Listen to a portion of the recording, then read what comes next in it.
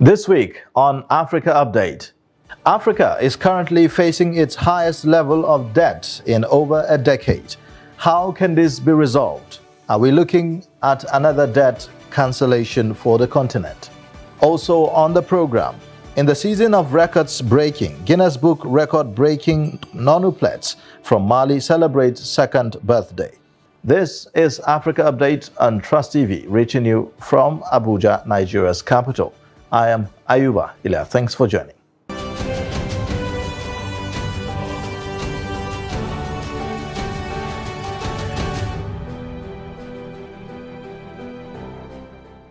The economic consequences of the COVID-19 pandemic and Russia's invasion of Ukraine have undermined the ability of many African nations to service their sovereign debts. At present, 22 low-income African countries are either already in debt distress or at high risk of debt distress. This situation is likely to worsen over 2023, limiting the ability of African nations to raise the necessary finance to deliver broader social improvements for their populations and respond to climate change. Chamong Dabeng tells us more. Africa is currently facing its highest level of debt in over a decade, primarily due to factors such as the COVID-19 pandemic, the Russian invasion of Ukraine, and escalating inflation. Consequently, African nations have been compelled to accumulate additional debt, leading to 21 countries being classified as either bankrupt or at high risk of debt distress. Since 2014, the proportion of Africa's debt in relation to its GDP has been rapidly increasing. Moreover, the composition of this debt has undergone significant changes. In the past, the majority of African debt was owed to official creditors, including high-income countries and international organizations like the World Bank and the International Monetary Fund. However, currently a substantial portion of the debt is held by China and private creditors, indicating a higher prevalence of non-concessional debt. In 2020, the G20 countries representing the majority of African creditors introduced two initiatives, the Debt Service Suspension Initiative DSSI and the Common Framework. These initiatives aimed to temporarily halt debt payments and facilitate debt restructuring. However, 3 years later, the IMF has identified 22 African countries as either already in debt distress or at high risk of debt distress. Among the countries in debt distress are Chad, Congo Republic, Malawi, Mozambique, Somalia, South Sudan, Zambia, and Zimbabwe, while those at high risk include Burundi, Cabo Verde, Cameroon, Central African Republic, Comoros, Djibouti, Ethiopia, the Gambia, Ghana, Guinea-Bissau, Kenya, Malawi, Mauritania, and Sierra Leone. The creditors to whom these debts are owed differ in their distribution. Private creditors account for over 40% of African debt, bilateral creditors hold 26.6%, and multilateral creditors possess 32.5%. Notably, China has emerged as Africa's largest bilateral lender, holding over $73 billion of the continent's debt in 2020, along with nearly $9 billion of private debt. Over the past decade, African countries have experienced a significant increase in debt service payments, partially due to higher interest payments on private loans. Even before the pandemic, more than 30 African nations were spending more on debt service than on health care.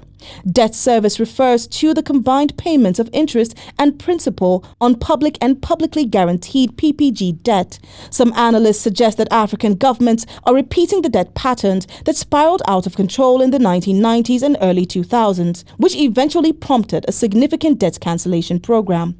This campaign culminated in the 2005 G7 Finance Ministers Agreement, resulting in the cancellation of $130 billion in debt for 36 countries. According to the IMF Sub-Saharan Africa Regional Economic Outlook released in April, economic growth in Sub-Saharan Africa (SSA) is projected to slow down to 3.6% due to a big funding squeeze, which is linked to a decline in aid and limited access to private finance. This marks the second consecutive year of an overall decline in growth across the Sub-Saharan Africa region. Now, to further delve into the discussion, we have Dr. Tefa Abraham, development economist, who joins us virtually for more perspectives on the subject. Doctor, thank you so much for joining us on Africa Update this hour. Thank you very much. Pleasure. Yes. Well, let's begin with your assessment of the situation at hand. Is this a trap? Yes, rising debt situation can lead to a situation of debt trap, whereby every country in Africa, Nigeria inclusive, will have to find a way to escape, because a debt trap is a situation whereby a country's total debt, total public debt, has risen to an extent whereby repayment is now an issue, and the impact of that debt on the country's economic growth is also thinning out. It is also a debt trap whereby paying is becoming difficult, and countries' rising debt is no longer at that level where it can propel economic growth. It is a debt trap for a situation whereby poverty is also rising as an accompaniment to the rising debt stock. So if countries do not fashion out a way to escape that situation whereby interest denominated debts that are also based in foreign currency is addressed, then the countries in Africa, including Nigeria, will be facing a situation of debt trap in the immediate to medium term. All right. How would you say the dollarization of the continent is compounding this issue right now? The public debt of many countries is denominated in foreign currencies. Nigeria's debt, for instance, is denominated in the US dollar. But Zambia and also has its own debt stock denominated in Chinese renminbi. So the more the exchange rate of these countries, Nigeria's naira related to the dollar and Zambia's peso related to the Chinese renminbi, the more unstable these exchange rates are, the more countries debt relative to the country's currency, which is denominated, we build. Remember that for Africa, what is even making our debt crisis even more peculiar is that rather than having, we have a situation whereby Africa's debt, the debt Africa owes public institutions is rising, but the debt Africa owes private creditors is even rising faster than the debt owed to public institutions like IMF and the World Bank. Now, the debt owed to private creditors is interest denominated. So aside dealing with the situation of unstable exchange rates, we're also dealing with the situation whereby the interest denominated loans will build in external domestic cost of living for those countries, unstable macroeconomic environment into our debt, thereby leading to the situation whereby even as we try to pay off, the more we get closer to paying, the higher the debt stock becomes. So it's a situation whereby African countries will be trying to play catch up with paying this debt, but it will be like a mirage because it's not something that is very possible in the immediate to medium term. All right. Well, how all of this started with the COVID-19 pandemic and now the Russia-Ukraine war having serious impact on Africa's economy. How would you say that African countries are responding to these challenges? I mean, how is it recovering from the COVID-19 pandemic and responding also to the Russia-Ukraine war? In terms of the COVID for every country was an economic external negative externality, was a shock for every economy. But African countries, Nigeria inclusive, had a lot of contributions to help them address their COVID crisis. Now, as the funds came into African countries, Nigeria inclusive, one lesson from the COVID is that rather than using those funds to address infrastructural gaps in the health sector and in the social space, in terms of social access to social transfers, many of African countries were not totally accountable in terms of how well they used their COVID-19 funds. You had a situation whereby most countries in Africa that had serious deficit in health sector had huge contributions, even from countries like Nigeria had contribution from CACOVI, the initiative for private sector, contribution from World Bank and many other places. Because it would have been important that those funds were actually channeled in addressing health sector infrastructural gaps. Now that is one lesson from that. So even though the COVID helped to worsen our exposure to negative external shock, the COVID created opportunity whereby if we had invested in our agricultural sector, we would have used that to provide the palliatives that were the popular thing as at that time. But rather than having our own cassava produced locally, locally farmed cassava from to get things like gari and locally produced food so as palliative. We were using processed food, packaged food from other countries as palliative. Imagine that we use our own cassava as palliative, our own dawa, that was maize, our own corn, our own just locally produced food as palliative. It would have really been powerful. But what we had as palliative were packaged food that we don't really have immediate control over. So COVID-19, yes, was a negative shock, but it also brought an opportunity. Then the exposure to Russian-Ukraine crisis. If we had the Russian-Ukraine crisis brought a huge concern of access to gas and energy in Europe. Nigeria has huge gas potential. Years of not investing in this gas potential and converting it to something we can export also made us to miss an opportunity. Naturally, the Russian-Ukraine crisis is affecting African countries through the agricultural, food, beverage, cereals, wheat value chain. That is also a situation whereby African countries would have taken advantage to invest in their agriculture. Sadly, in Africa, our agricultural sector is rain-fed. So the exposure to climate change, flood, extreme temperature, desertification, drought also affected our productivity. Okay. So in general, it's a tale of opportunities. Challenges brought opportunities, but years of failing to invest in our sector as Africans made us to miss that opportunity, thereby worsening our exposure to both the COVID and the Russia-Ukraine crisis. Now that those opportunities have been missed, what's your assessment of how we are now taking things from this point? I mean, now that we've found ourselves in such a debt crisis, are we responding positively? Are we taking note of the lessons? It appears that African countries are not taking or learning as they should from how we got to where we are in terms of our debt build-up overall. Now, remember, African Union's project for Africa is the Africa we want 2063. Now, this Africa we want 2063 is an initiative of African Union. Remember, OAU, Organization of African Units, was established in 1963. By 2013, Africa brought together this Africa we want 2063.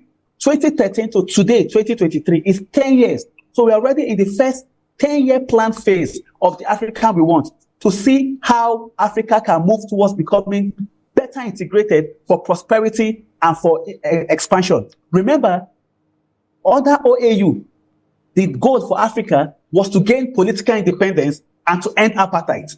But now the idea is to achieve greater integration for increased productivity and progress. But rather than learning from trying to achieve greater integration, African countries are still limited in their regional blocks: ECOWAS for ECOWAS, COMESA for COMESA, East African Commission for East Africa, Central Africa for Central Africa, Middle East and North Africa, and then Southern Africa. We need to address those barriers that is limiting our integration at the sub-regional level. Isn't it the reason why they, if you can hear me, Doctor, isn't it the reason why the AFCFTA was introduced? Yes, the AFC, the African Continental Free Trade Area, was introduced as a way of fast-tracking how African countries trade. But remember, the key word in that agreement is free trade. While our borders are open to us. In terms of trade, there are still a lot of barriers that we need to address. Multiple taxation, the difficulty of attaining a single currency. Remember, in ECOWAS, for years, we've been trying to achieve using the ECO as our single currency. But the Francophone bloc, the Anglophone bloc, everybody is still holding back to their colonial roots, thereby limiting the potential for Africa to integrate. So it's very vital for Africa to realize those barriers and to so that we can achieve our potential. Otherwise, even with the African Continental Free Trade area, most countries will end up being dumping ground for other countries that have better goods to deliver. Without boosting our domestic economy, African countries will not have any substantive product to put on the table in the export international trade market. So only those that have goods that are well packaged to export will end up benefiting from the free trade area, while other countries will serve as dumping ground. In that situation, you have a situation where African countries will also begin to be owing other African countries due to improper terms of trade in terms of the continental free trade area. Okay. All right. Well, now we are understanding that the IMF has approved $3 billion loan for Ghana. This is one of the countries that has been struggling really in the payment of debt. And also Nigeria is looking to also access $800 million. Is this the way to go, really? In the West African region, Ghana is dealing with an inflation rate that's almost 40%.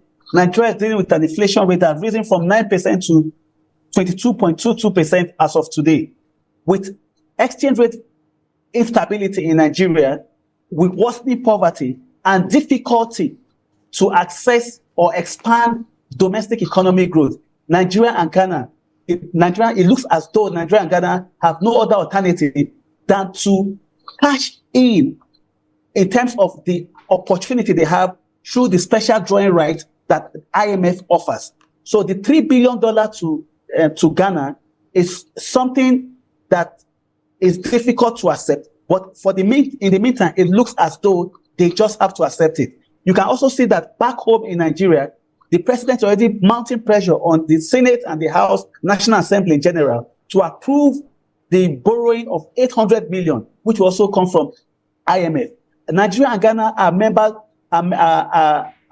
of IMF, and the special drawing right that was established since 1969 is a window for them to benefit. So the $3 billion for Ghana and 800 million for Nigeria is something that these countries have to jump on. But it will come with interest payments and conditionalities attached to them. How they will deal with that will depend on how the next administration for Nigeria will deal with it, and how the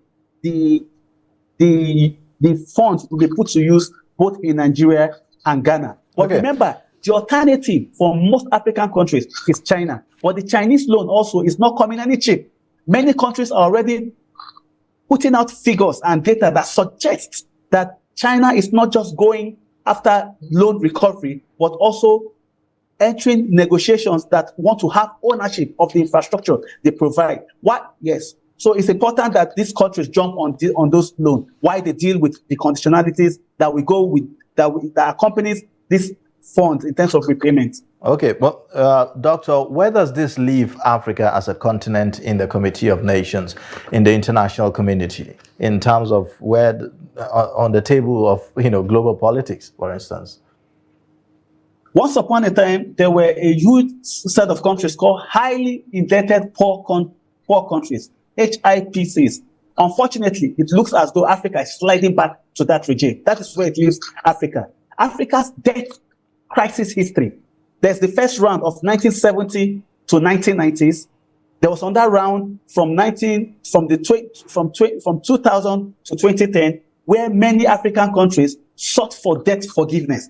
So it looks as if Africa now, we have to go back to the debt negotiation table as highly indebted poor countries, forming a debt block, forming a cartel of countries that are owing, so that they can use that position to negotiate debt forgiveness. Very important, because you have and on the other hand, you have global debtors.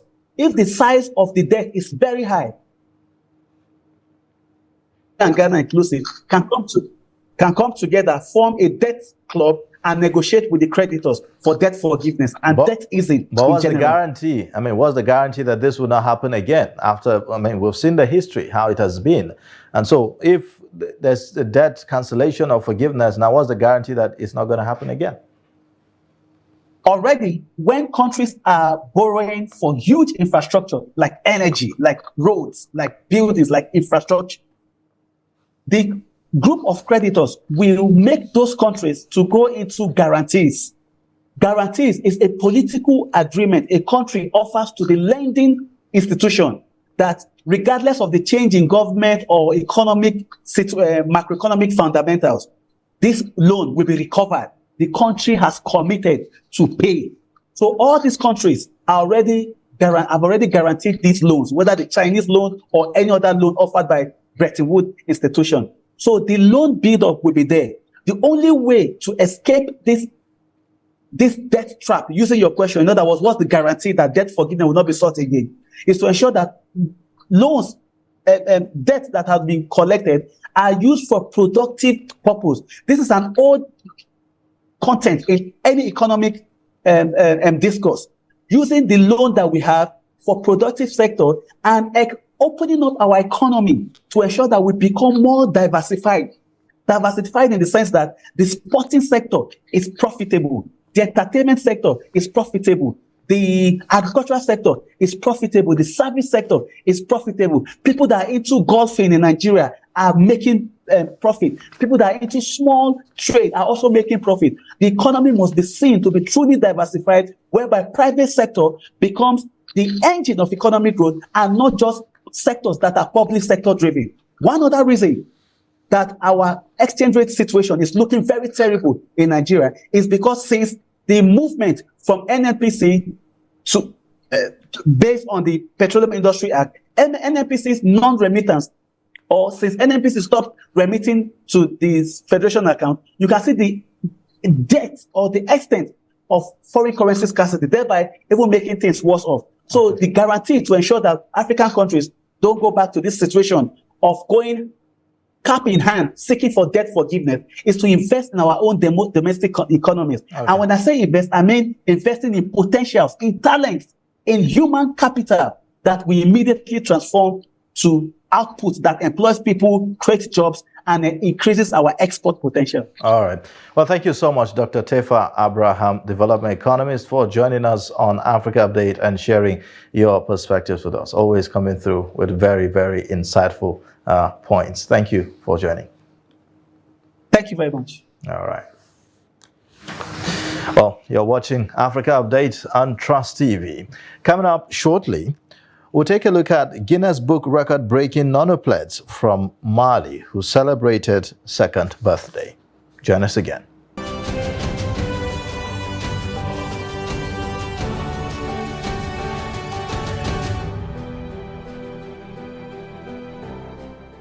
Welcome back from that break. You're watching Africa Update on Trust TV, reaching you from Abuja, Nigeria's capital. Now, Fatuma, Khadija, Hawa, Adama, Omo, Ba, Muhammad, Umar, and El Haji are a set of children born by the same mother and born the same day. The nonoplettes made headlines 2 years ago by breaking the Guinness record of most living birds at once. That's 9. They celebrated their birthday for the first time at home in Mali, an occasion attended by relatives, friends, and even their pediatrician. Take a look.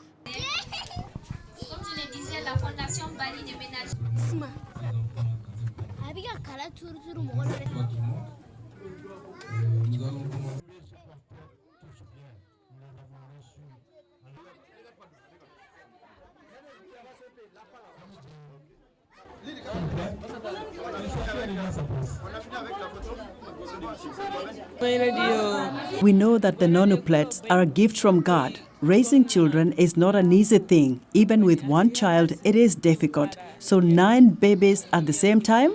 Since I am in Mali, members of my family support me to raise the children, especially my sister. She is with me morning and evening and every day for everything that concerns the care of the children. It is not easy. D'habitude, c'est l'organisation de l'anniversaire d'un seul enfant. Usually, the organization of the birthday is for only one child, but in this case, we end up with 9 children. 9, but we can say it's like 1. It's 9, but it's the same family. They are brothers and sisters. C'est des frères et sœurs.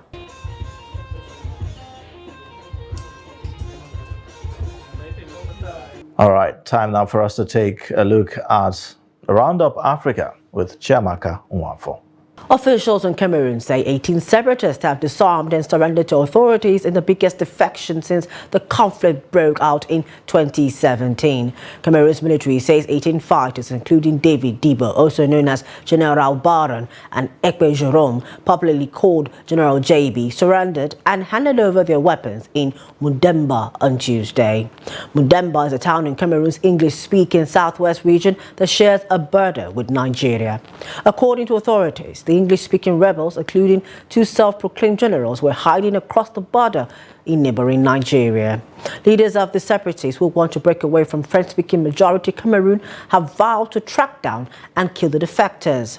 Following their surrender, the government says the former fighters will be taken to the Center for Disarmament, Demobilization and Reintegration, DDR, in Bou, capital of Cameroon's English-speaking southwest region.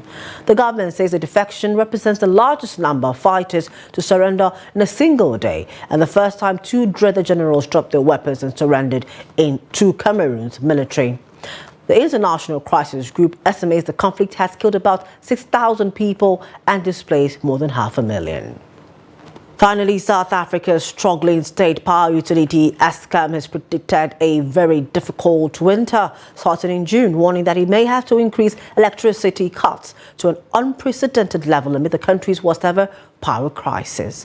Many households and businesses in Africa's most industrialized economy are already facing scheduled electricity outages or load shedding of more than 10 hours a day, largely due to breakdowns in Eskom's alien fleet of coal power stations. The gap between supply and demand is expected to increase in the coming winter months as people turn on their heaters, putting additional pressure on the grid. Winter demand for power is expected to surge to about 33,000 megawatts, but Eskom is only able to produce 26,000 megawatts. South Africa's power crisis has deepened over the past year, taking a heavy toll on a number of sectors and threatening price rises. The crippling power cuts have had a severe effect on South Africa's economy, reducing its gross domestic product by about 5% in 2022, according to Eskom. That's how much we have on Roundup Africa. And that's it for Africa Update for this week. You can join us next week for another time on the program. In case you've missed, you can always catch up across all our social media platforms and also on our YouTube live stream. I am Ayuba Ilya. Thanks for watching. Bye for now.